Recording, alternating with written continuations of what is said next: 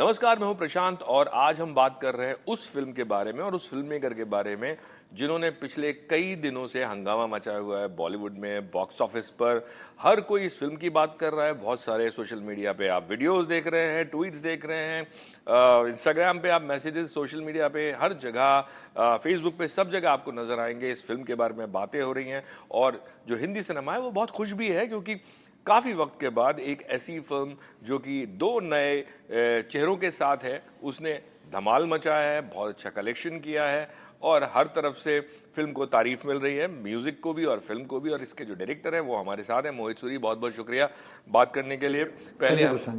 पहले हमने बात की फिल्म से पहले, रिलीज से पहले, और अब हम रिलीज के बाद बात कर रहे हैं।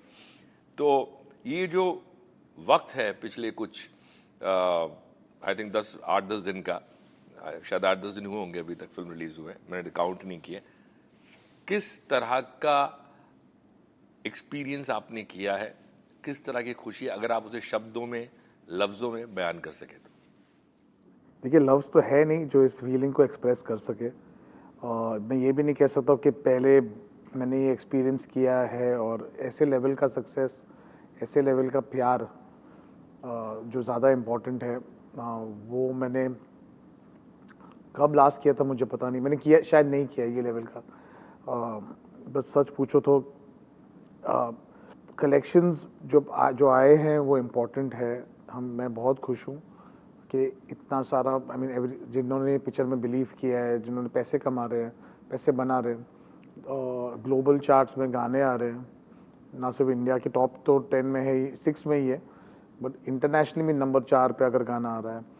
पर सबसे ज़्यादा जो मुझे अच्छा ये लगा है कि कहीं ना कहीं दर्शकों का और सारे ऑडियंस का, और नॉट ओनली दैट, मेरे कंपेटिटिव डायरेक्टर्स, फिल्म मेकर्स और प्रोड्यूसर्स का फ़ोन और वो प्यार जो देना कि मुझे मेरे सिनेमा पे एक वैलिडेशन का स्टैम्प मिल गया है कि हिस्ट्री में उनको ये बात हो गई है कि ये फिल्म उन ग्रेड्स में आ गया जिन लोगों का मैं सिर्फ फ़ैन रहा हूँ लाइफ भर, जिनकी फिल्में देखकर मैं बड़ा हुआ हूँ मैंने, और जिसकी फिल्में देखकर मैंने बोला मुझे इस इंडस्ट्री का पार्ट रहना है। अगर उन नामों में मेरा एक नाम आ जाता है तो मेरे लिए ये बहुत ही इम्पोर्टेंट मोमेंट है। जी, आपके जो दो मेन कैरेक्टर्स हैं जी, उनको लोग ढूंढ रहे हैं, वो कहीं नहीं मिल रहे हैं। तो पहले तो ये बताइए कि डे टू डे बेसिस पे आपकी उनसे बातें होती हैं और किस तरह के रिस्पॉन्स उन लोगों से मिल रहे हैं? तो मेरी रोज़ बात होती है, वो एक्चुअली हॉलिडे पे हैं, पर बहुत स्वीट है उन लोग, वो दोनों हॉलिडे पे? दोनों हॉलिडे पे और दोनों सुबह शाम फ़ोन करते हैं और आजकल वीडियो कॉल करके बताते क्या कर रहे हो उधर। अच्छा। बट बहुत स्वीट है क्योंकि हर रोज़ उनके लिए एक नया दिन है, एक नई जीत है जी। और उनकी खुशी देखकर मुझे लगता है मैं फिर से 22-23 साल का हो गया हूँ। क्योंकि जब वो मॉब हो रहे, पहले ऑटोग्राफ दे रहे, फोटोग्राफ खींच रहे, लोग उनको पहचान रहे, वो ऐसे बात करे कि वो कहीं खाने पे गए और वो वहाँ बैठ नहीं पाए क्योंकि वहाँ पर भीड़ जम गई।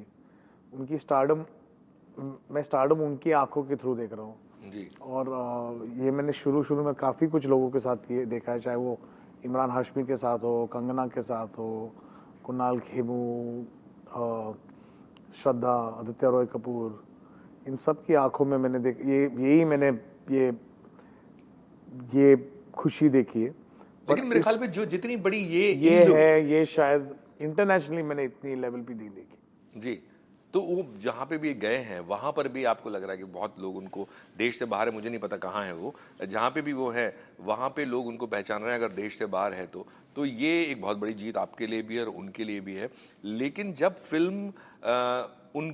फिल्म रिलीज हो गई, रिलीज होने के बाद रिव्यूज और कलेक्शन जब आने शुरू हुए, कौन सा वो दिन था जिस दिन उनको लगा कि हाँ भाई अब फिल्म निकल गई, और जिस दिन उन्होंने आपको फोन करके बोला हो कि हाँ अब ये फिल्म निकल चुकी है और अब इसे कोई नहीं रोक सकता?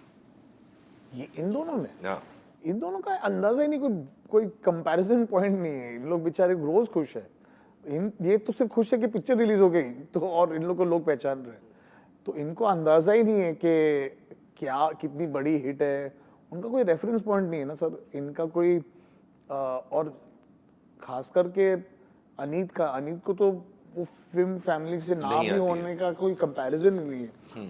और ऑनेस्टली स्पीकिंग तो आहान का भी ऐसे लेवल पे आई डोंट थिंक शायद उनकी फैमिली में किसी को मिला भी है, तो ये रेफरेंस पॉइंट्स इनके पास कुछ है नहीं। Right now they just enjoying the moment. Okay.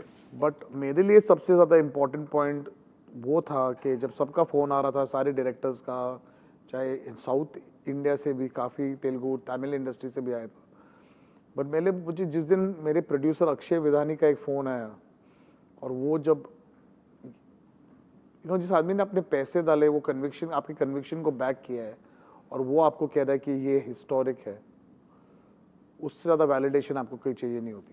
Okay आपने अनीत की बात की। आहान के बारे में लोगों को पता है, लेकिन अनीत के बारे में लोगों को इतना नहीं मालूम। उनको मालूम है कि हाँ, एक इससे पहले एक सीरीज में शायद वो आए थी। उनकी फैमिली, और जैसे कहा कि वो नॉन फिल्मी बैकग्राउंड से हैं, उनका रिएक्शन, उनकी फैमिली का रिएक्शन किस तरह का आपको नजर आया? और अनीत के बारे में लोग ज्यादा नहीं जानते, एज अ पर्सन आप उनके बारे में क्या बता सकते? एज अ पर्सन उनकी फैमिली के बारे में, उनके बारे में, अनीत के बारे में। अनीत एक बहुत ही talented, self driven, self trained लड़की है जो बहुत इंटरेस्टिंग है। मैं उनका नाम नहीं लेना चाहता, बट 17 साल की उम्र में अनीत ने खुद सोशल मीडिया के थ्रू कुछ एक्टर्स को अप्रोच किया था ताकि वो डायरेक्ट कर सके उन्हें। वाह। और उन्होंने एक स्क्रिप्ट लिखी थी, और वो भी शॉर्ट फिल्म का, तो उनको लगा था कोई एस्टैब्लिश एक्टर उसमें कर भी लेगा। बट देखो, सपने देखोगे तो आप कुछ कहीं तो पहुंचोगे, और not that she doesn't have the talent to back it. तो मुझे लगता है ये एक लड़की जो सेल्फ ड्रिवन है, वो इतनी फोकस्ड है अपनी क्राफ्ट में, आर्ट में। उसने कभी मुझे ये देने एहसास नहीं किया क्योंकि शी इज़ हियर बिकॉज उन्हें कुछ फैशन करना है या कुछ इनकम, लाइक ऐसा कुछ स्टेटमेंट देना है। She wants to act. उनको ये कला, ये आर्ट में वो बहुत शौक है, right. और उन्हें परफॉर्म करना है। Not the frills of what it is to be famous, but the art of it. जी। एक और चीज़ जो मैं पूछना चाह रहा था अनीत से जुड़ी हुई, कि आपने आन के बारे में तो बताया कि कैसे उनको कास्ट किया, हमने इंटरव्यूज में भी पढ़ा, अनीत के बारे में भी पढ़ा, लेकिन वो एक कौन सा मोमेंट था जहां आपको लगा कि हाँ, यही मेरी हीरोइन है? आपने उससे पहले और भी ऑडिशन लिए होंगे, लिए थे क्या? और क्या वो चीज़ थी जो आपको और लोगों में नहीं मिली और अनीत में मिली? अनीत के साथ पहला मीटिंग जो पर्सनली था वो इतना अच्छा गया नहीं था, क्योंकि मुझे लगा वो कुछ और बन के आई थी, और जो ऑडिशन में कर रही थी जो थी वो नहीं थी। वो नहीं थी। वो आई थिंक किसी ने उनको कहा था कि जब एक डायरेक्टर को मिलने जाओ तो अपने बाल बनाने बहुत अच्छी तरह ब्लो ड्राई करके करने पड़ते, मेकअप डालना पड़ता है। और शायद आप लोग को वानी का कैरेक्टर पता था, मुझे वानी का कैरेक्टर पता था उस वक्त दुनिया को नहीं पता था। तो वो बेचारी, उसको नहीं पता था कैरेक्टर क्या है, तो she came to fit into, as you would say, कह सकते हो कि एक टिपिकल हीरोइन का जो एक रोल है। तो मैं जब उसको देखा, मैंने बोला, बट मुझे लगा जब मैंने उसको कहा कि Aneet just be the person that you are, तो नेक्स्ट डे वो एक वाइट कुर्ता और जीन्स में आई। और अगर आप देखो तो काफ़ी कुछ सीन पिक्चरों में वो वही पहन रही है बिना makeup. I think that is the magic of Aneet. उनका सेल्फ, उनकी खुद, उनकी पहचान, उनका स्टारडम है, उनकी सबसे बड़ी एसेट है, not what the cloth she wears और द मेकअप शी डज। मेरे ख्याल में पहली बार ऐसा हुआ है इंडस्ट्री में कि फिल्म रिलीज हो गई, फिल्म रिलीज होने हिट हो गई, और रिलीज होने के बाद भी एक्टर सामने नहीं आ रहे हैं। तो पहली बात तो ये है कि ये एक रणनीति है, एक स्ट्रेटजी है, और दूसरा ये कि उनको कहाँ छुपा रखा है, और तीसरा ये कि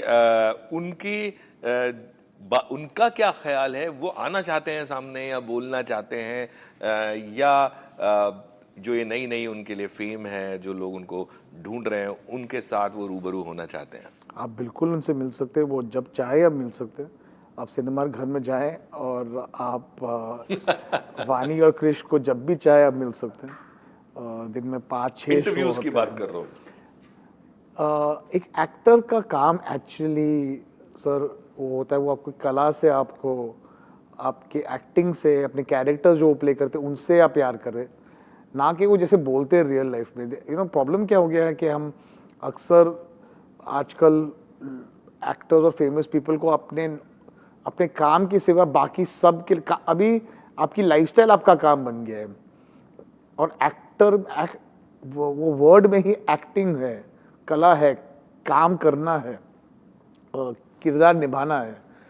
तो वो एक्चुअली रियल लाइफ में किरदार निभाना चालू हो गया है, और फिल्मों में उन लोग बोलते बी रियल बी रियल। तो आई थिंक इंटेंशनली प्रोड्यूसर्स का ये चॉइस है कि आपको जितना भी अनीत और आहान से मिलना है तो आप सिनेमा घरों में जाए और क्रिश और वानी से मिले, वो ही अनीत और आहान है। और फ्यूचर में जब उनका कुछ काम जब आपने काम अच्छी तरह देख लिया है, और तब उनको आप बात कर सकते हैं उनके साथ। जी, लेकिन ये जो आपने बात बोला है कि एक्टिंग के अलावा बाकी सब जगह एक्टर्स दिखते हैं, जहाँ रियल होना है वहाँ पे वो रियल नहीं है, और अलग जगह पे बाकी सारी चीज़ें की जा रही हैं, चाहे सोशल मीडिया है या पपराजी है। आपको लगता है इसकी वजह से कहीं ना कहीं जो स्टार्स का एक ऑरा होता था वो कहीं ख़त्म हो गया है, और इस फिल्म की कामयाबी के पीछे एक ये भी वजह है कि एक लोगों के अंदर जो उनके प्रति, एक्टर्स के प्रति एक उत्सुकता है वो अभी भी बनी हुई है, और वो उनको, जैसे आपने कहा कि खोज रहे हैं रियल लाइफ में, लेकिन आपको सिनेमा घर में जाके देखना पड़ रहा है उनको। देखिए, मुझे लगता है कि मैं कोई ऐसे पोजीशन में हूँ नहीं जो मुझे लगता है मैं आपको एडवाइस कर सकूँ कि आपके करियर के लिए बेस्ट क्या होगा। मुझे बस अपनी फिल्म के बारे में पता था कि मुझे लगता था कि जो कैरेक्टर्स प्ले कर रहे हैं वो कैरेक्टर्स नहीं है जो अपना जिम लुक या अपने एयरपोर्ट लुक या कोई फैशन मैगजीन के कवर पे आए। वो कैरेक्टर्स को बिलीवेबल होने के लिए मेरे को वो हमेशा लगता है कि हम उनको कोई बहुत हाई फैशन मैगजीन के कवर में महंगे कपड़ों के साथ डाल दे और पिक्चर में गरीब का रोल प्ले कर रहे हैं, तो मुश्किल होता है नए एक्टर्स को ऐसे कन्विंस करना। तो जब मेरे प्रोड्यूसर ने ये स्ट्रैटेजी की कि हम लोग ये सब नहीं करेंगे, तो मैं बहुत खुश था और मेरे एक्टर्स बहुत खुश थे। आजकल मुझे सिर्फ डेफिनेटली पर ये लगता है कि आजकल फेमस होना मुश्किल नहीं है, आपके सोशल मीडिया फॉलोअर्स होना मुश्किल नहीं है, पर आपका स्टार होना बहुत मुश्किल हो गया है, क्योंकि फेम सबके पास है। पर क्या लोग वो जो आप लोग को फ्री में फॉलो कर रहे हैं, फ्री में देख रहे हैं, वो काफ़ी हो गए, आपकी अवेयरनेस बहुत ज़्यादा हो गई है। पर क्या लोग आपको पैसे दे के सिनेमा घरों में जाके देखेंगे कि आपके वजह से कोई प्रोडक्ट खरीदेंगे? वो होता है स्टारडम, एंड आई थिंक वो आजकल बनाना बहुत मुश्किल हो गया। जो मैं आपसे पूछ रहा था कि एक ऑरा होता था जो पहले एक्टर्स का, बहुत कम दिखते थे, मैगजीन्स में आ गए, न्यूज़ पेपर में आ गए कभी कभार, लेकिन अब तो सोशल मीडिया पे हर रोज़ आप देखते हैं। तो कहीं ना कहीं, क्योंकि आप एक फिल्म फैमिली से भी आते हैं और एक लंबा अरसा आपने इंडस्ट्री में गुजारा है, ये एक वजह लगती है आपको कि कहीं ना कहीं वो जो ऑरा है वो कहीं ख़त्म हो जाता है स्टार का, और उसकी वजह से उसका असर फिल्मों पे भी पड़ता है और बाकी चीज़ों पे भी पड़ता है? स्टार्स कम होते हैं, वो हमेशा हर जनरेशन में कुछ सुपरस्टार्स कम होते हैं, और ये जनरेशन की नीड है। आई थिंक इस जनरेशन में भी काफ़ी, आई मीन, चाहे वो रणबीर कपूर हो या विक्की कौशल हो, शायद there is always some stardom, super stardom जो है, जो आ रहे हर जनरेशन में मिलते हैं। उनके पहले ऋतिक रोशन साहब थे, उनके पहले, I mean every generation has it. सिर्फ ऑफ लेट मुझे लगता है कि हम बहुत, और स्टारडम ना सर कुछ भी कहो ओवरनाइट नहीं आता, उसके लिए कुछ सालों तक आपको काम करना पड़ेगा, फिर आप स्लोली बढ़ते बढ़ते स्टार बनेंगे। ये जो ओवरनाइट स्टारडम का एक नीड एक दो एक्टर्स को जो मिला था, वो शायद वो दौरा खत्म हो गया है। आई थिंक आहान और अनीत ने, and I am very happy कि इन्होंने इतना ये लेवल का सक्सेस पाया है, पर उनको 4-5 और पिक्चरें लगेंगी मेंटेन करने के लिए। उनको आप वापस अपने साथ प्रूव, और मेरे बगैर प्रूव करना पड़ेगा, बिल्कुल यशराज के बगैर भी प्रूव करना पड़ेगा जी, तब आप खुद में इंडिपेंडेंट एक स्टार बन जाओ, and everyone has that process. Social media पे जिस तरह के फुटेजेस आप देख रहे हैं कि लोग रो रहे हैं, किस तरह का रिएक्शन आपको लगता है? और बहुत सारे लोग उसको ये भी बोलते हैं कि ये कहीं पीआर स्ट्रेटेजी तो नहीं है। देखिए, मैं इतना तो जानता हूँ कि इस कंपनी के साथ जो मैंने काम किया है, ये इनका स्टाइल और इनका दौरान नहीं है कि ये ऐसे ऑर्केस्ट्रेट करे कि ये सब ऑर्गेनिक है। अगर होता तो मुझे पता होता, पर ये बिल्कुल नहीं है कि लोग, पर आप खुद अगर जाके देखेंगे, जो अगर आप खुद आपकी फैमिली में या दोस्तों में किसी को जानते हो जो रोए ये पिक्चर देख कर, ये चाहे ट्रायल में हो या चाहे और ये वो रिक्रिएट नहीं करना चाहते। मुझे ये कॉन्शियस था, मुझे भट्ट साहब ने ये कहा था कि जब एक दौर चला था जब लार्जर देन लाइफ सिनेमा चल रहा था कोविड के बाद, और एक सुपर हीरो जैसा कन्वेंशनल हिंदी फिल्म हीरो बन रहा था, मुझे भट्ट साहब ने कहा था you have the ability to move people, तुम्हें वो क्षमता है कि तुम्हें वो टैलेंट है कि तुम लोगों को रुला सकते हो, उनको फील करा सकते हो, तुम क्यों वो नहीं कर रहे हो? तुमने आशिकी में किया था, तुमने थोड़ी बहुत तुमने कलयुग में भी किया था ऐसे। तो कहीं ना कहीं मैं अपने रूट्स के बाद, और वो अगर जेन्युइनली वही हो रहा है, ये लेवल पे होगा आजकल के और ऐसे स्प्रेड होगा। आजकल मुझे लगता है ये हमेशा होता था, सिर्फ आजकल के दौरान सोशल मीडिया की वजह से लोग वीडियो बना के इसको डाल रहे हैं और अपने आप को वायरल करने के लिए। But I am very grateful कि लोग यहाँ अपने दिल के साथ आए हैं पिक्चर देखने के लिए। एक ये भी वजह होगी कि जब आशिकी आई थी, जब आशिकी 2 आई थी, तब तक सोशल मीडिया इतना बड़ा नहीं था जी। फोन्स में लोग रिकॉर्ड कर लें। आपका पर्सनल पसंदीदा कौन सा ऐसा वीडियो है जो आपने देखा हो, लोग फिल्म देख रहे हैं और वो आपको देख के आपको जो भी उस वक्त भावनाएं आई हो या ख्याल आया हो? तो मैं एक सीन जब शूट कर रहा था, मुझे याद है कि एक फिल्म में एक सीन है जहाँ पर वो किसी और की बाहों में बैठी है और क्रिश का कैरेक्टर अंदर आता है और उसको देखता है, पर वो बहुत प्यार से उसको बोलता है चलो घर चलते हैं जी। और शुरू में कन्वेंशनल अप्रोच ये होता कि वो दूसरे इस आदमी को मारे, पर मैंने उसको डिले किया था और फिर जब वो आदमी उसको मारने जाता है तो अब उसकी पूरी भड़ास उस पर निकलती है। उसको देखने पे एक आदमी बहुत चिल्लाने लगा और वो तो जो मैंने चाहा था, जो वो भड़ास मेरे अंदर थी एज अ कैरेक्टर, जो ऑडियंस में कर वो ऑडियंस वो ऐसे चिल्ला रहा था और बोला ऐसे मारो। ये सारे भी देखा है जी। तो मुझे लगता है वो जो मैं कम्युनिकेट करना चाहता था वो लोगों तक पहुंच गए। ऐसा कौन सा वीडियो था जिसको देख के आपको हंसी आई हो? सारे आई थिंक ये बहुत बुरा लगता है जब लोग रो रहे मैं हंस रहा हूँ। पहले इंटरव्यू में ये बात बोली थी जी कि जितना लोग रोएंगे मैं हंसूंगा, इतना हंसूंगा और मैं हंस रहा हूँ जब जितना लोग रो रहे। ओके।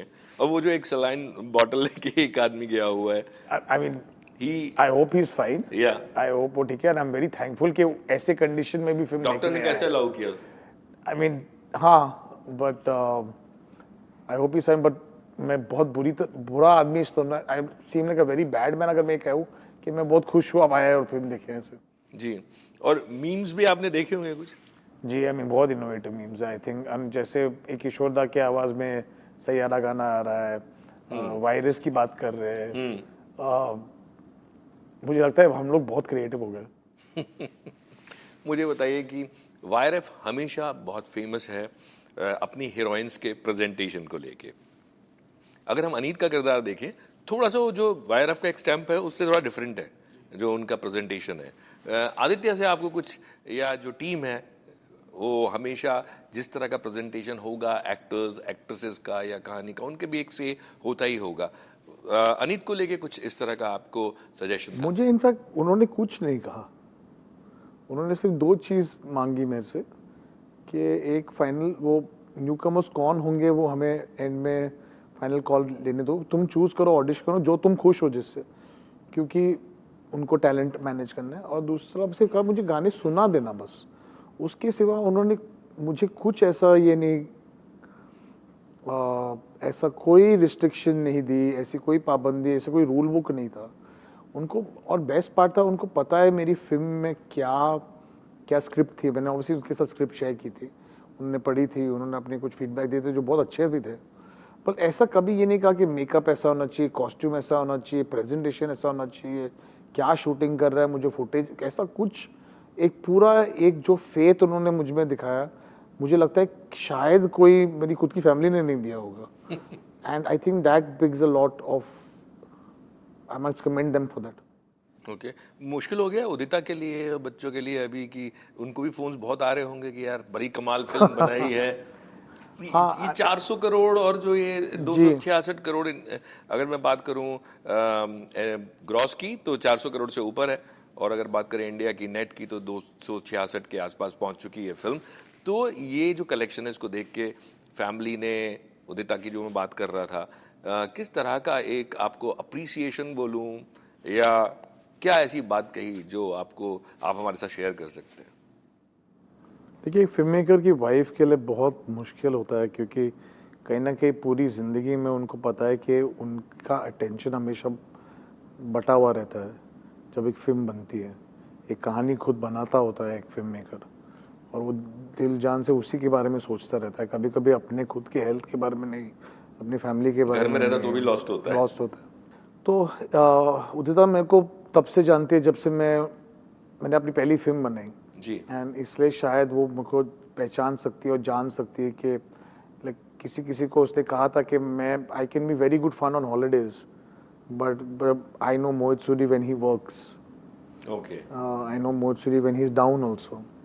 जब और जब वो, क्योंकि जब पिक्चरें नहीं चलती है तो फेलियर हम पर्सनली लेते हैं, और वो बनना आई थिंक वो सब में थ्रू आपको हमेशा इक्वली ट्रीट करना, जब आप हाई भी हो आप लो भी हो, वो बहुत लेता है एक फिल्म मेकर की वाइफ के लिए। सबसे ज्यादा डाउन आप कौन सी फिल्म के बाद हुए? सारी फिल्मों में जब डाउन होता है वो अलग एक्सपीरियंस। बट देखो, मैं कभी डाउन नहीं कहूँगा, मुझे लगता है कि हर फ्लॉप आपको कुछ सिखा के जाता है। फ्लॉप हम जो कॉन्फिडेंस लूज करा दे, ऐसा कोई? बहुत सारी हर फ्लॉप में आपका कॉन्फिडेंस टूटता है।